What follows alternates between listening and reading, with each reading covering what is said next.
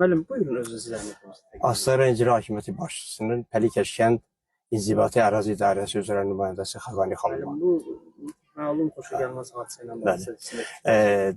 Astara rayon Dolu kənd sakini İmanova Əfsanə Maqsud qızının ölüm faktı ilə bağlı onu deyə bilərik ki, demək 28 oktyabr saat 1-də Diqədi kəndində Atayurdu Şadlıq Sarayında toyu təyin keçirilmiş. Toydan bir saat sonra isə gəlin, yəni Əfsanə xanımın vəziyyəti ağırlaşmış. Onu dərhal Astara rayon Mərkəzi Xəstəxanasına aparıblar. Həkimlərin müayinəsi nəticəsində məlum olmuşdur ki, qızın bətnində 7 aylıq döl tələf olmuş və nəticədə qızın həyatını xilas etmə mümkün olmamışdır. Onu da qeyd edeyim ki, demək, qeyd etdiyimiz bu vətəndaşlar əslində Astara rayonunun Dolu kəndində daimi qeydiyyatdadırlar.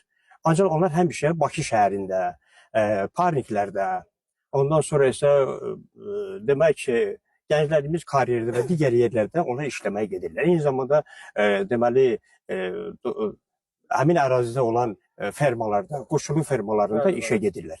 Bu da işlə bağlı olub. Onlar gediblər, orada tanış olublar. Nəhayət, yəni bu cür hadisələr, xoşagəlməz hadisələr baş verir. Toy üçün, yəni toy təyin eləmək üçün gəliblər deyə. Bəli, toy təyin eləmək üçün deməli oğlan tərəfi toyu təyin edib və gəlib toyu burada Astarada, yəni Atayurdu Şadlıq Sarayında keçirir. Oğlan familiyası necə? Oğlan ad familiyası demək ki, Cövziyev Amil Agiloğlu. Onun neçə yaşı var? Onun deməli 20 yaşı var, bəli. Onun 20 yaşı var. Qızın isə az yaşı oldu. Qızın az yaşı olması haqqında, yəni dəqiq məlumat mən bilmirəm.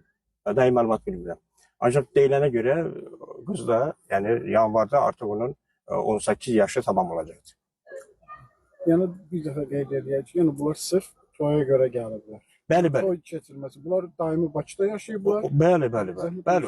Onlar demək olar ki, bayaq qeyd etdiyim kimi, yəni bu ərazidə olan insanlar həmişə, yəni işləməyə, həm parnikdə, həm də qoşulu fermalarında, digər fermalarda deməli işləməyə gedirlər. Yəni onlar toy vaxtını təyin ediblər, ondan sonra isə qızı Bakıdan gətiriblər.